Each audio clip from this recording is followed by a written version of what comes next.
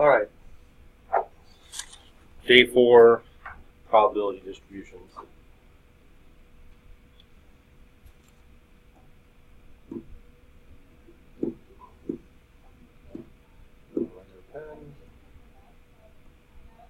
Okay, trying to get everything set up.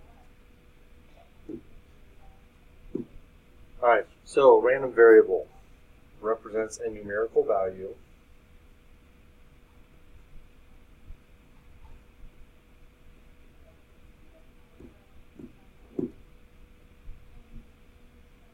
associated with each outcome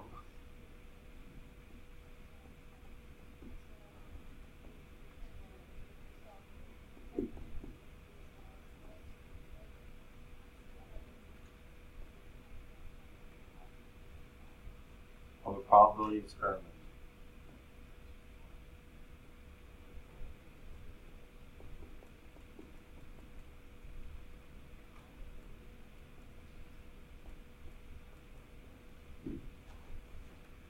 Alright, so there are two types of random variables, discrete and continuous.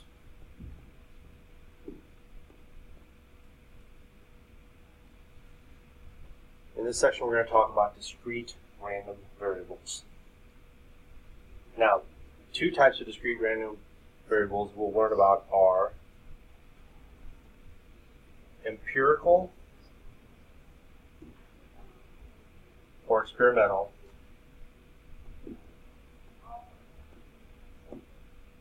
and theoretical.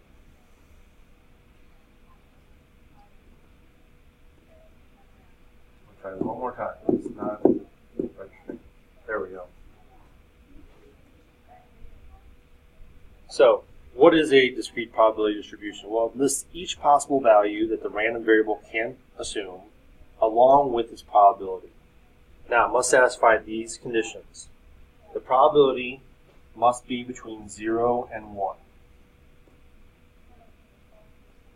And here's how we call it. We use capital P, probability of x. Must be between 0 and 1. And the sum, adding them up, of all the probabilities must be 1.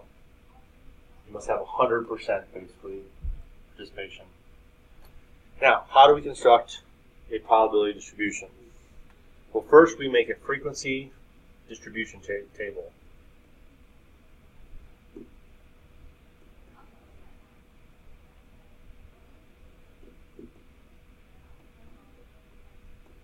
For possible outcomes.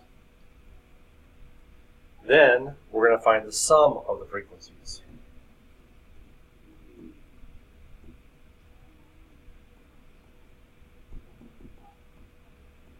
In other words, the total. Then we're going to find the probability of each possible outcome by dividing the frequency by the sum. Then we're going to check that each one is between 0 and 1. And that the sum is 1. Now, what is empirical probability? Well, it's the relative frequency of the occurrence of an event and is determined by actual observation of an event, also known as observed probability, also known as experimental probability. So you can, all three of these terms mean the same thing. Okay, industrial psychologists administered a personality inventory test for passive-aggressive traits to 150 employees. They scored 1 to 5. 1 was very passive, 5 was very aggressive. Score of 3 was right in the middle, neither trait, kind of like Goldilocks. It says construct a probability distribution for the random variable x, then graph using this is a mistake, it should be a bar graph, not a histogram. Now, this is very simple to do. We're going to take our frequency and find out the chance of that occurring. So there's 150 people, so that's 0.16 or 16%. And then we just do this every time. We divide by 150 because that's how many people there were. And this is 0.22, 22%, 42. You can see how this is going. 0.28, 30, 0.20, and then 21 divided by 150. 0.14.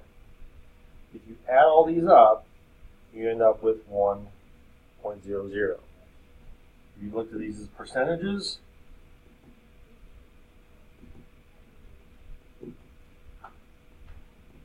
and total them, it would add to 100%. If you think about it, it makes sense. Everyone has to be accounted for. All 150 people took the test. So it must add up to 100%. Now, if we're going to sketch this, we're going to put the scores down here. 1, 2, 3, 4, 5. And the frequency, let's count by fives. 5, 10, 15, 20, 25, 30, 35, 40, 45.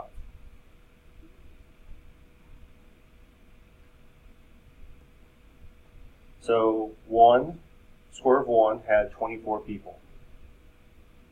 Score of 2 had 33 people. Score of 3 had 42 people. This is a very rough sketch. 30 people, that should be right about there. And 5 had 21 people. About 21, right there. Now, what you see when you look at this, it's pretty normally distributed. Okay, it's almost a mirror image left to right. It's pretty symmetrical. Not exactly symmetrical, but very close. Now, one last calculation. The expected value is found by multiplying each score and its probability, then adding them together. This symbol here means sum, summation. So it's very simple. You take the score of 1 times its likelihood, its probability. And you're going to add to the score of 2 times its probability. And the score of 3 times its probability, plus the score of 4 times its probability, plus the score of 5 times its probability. And when you do that, you get 2.9. That's the expected value. So we're expecting to get this. Well, 2.9 is pretty close to 3, so it makes sense, being that it's normally distributed, our expected value should be pretty close to 3. Okay, theoretical. This is the probability of an event, is the number of ways an event can occur. Okay, when observing it afterwards, we're theorizing. Then it's divided by the total number of outcomes. It is finding the probability of events that have come from a sample space of known equally likely outcomes. It's what you expect. That's why we're theorizing. So, rolling one die. What is the sample space? What could we get? Well, we could get a 1, a 2, a 3, a 4, a 5, and a 6. Fill the probability distribution table. Well, again, 1, 2, 3, 4, 5, 6. What are the chances of getting a 1? Well, you have a 1 out of 6 chance for each of these.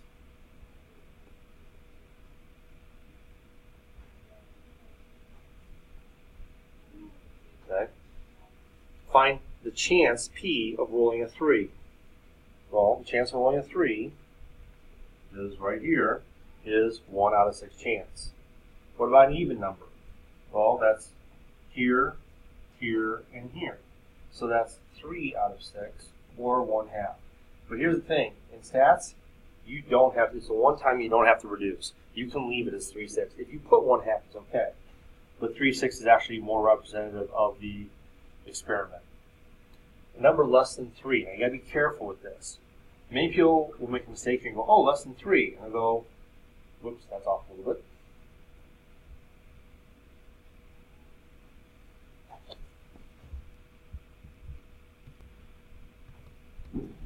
Okay. Now, what they'll do sometimes is say, oh, it's all of these. 1, 2, and 3. But you got to think carefully about this. Less than 3 means 2 and 1. So that's going to be 2 out of 6. Or 1/3, but again, we don't have to reduce. Okay. So just be careful when you're reading these. That's a very common mistake. Now, what if we step it up to rolling 2 die? Well, we could get a 1. No, we couldn't. That's a very common mistake. You have 2 die. The smallest number is 2. Then 3, 4, 5, 6, 7, 8, 9, 10, 11, and 12. Now, these are all the possible outcomes right here. 36 of them. Now, what I want to point out here is 1 and 2 and 2 and 1 are separate outcomes.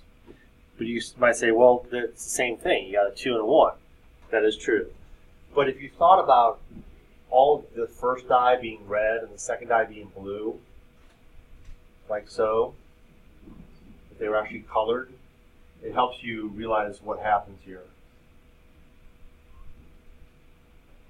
If they were colored, this would be a red 2 and a blue 1, and this would be a red 1 and a blue 2. So you can see now, hopefully, how they are actually different roles. Now, what's the probability of getting each of these numbers? Well, we're going to divide by 36 every time, okay? And we have to count.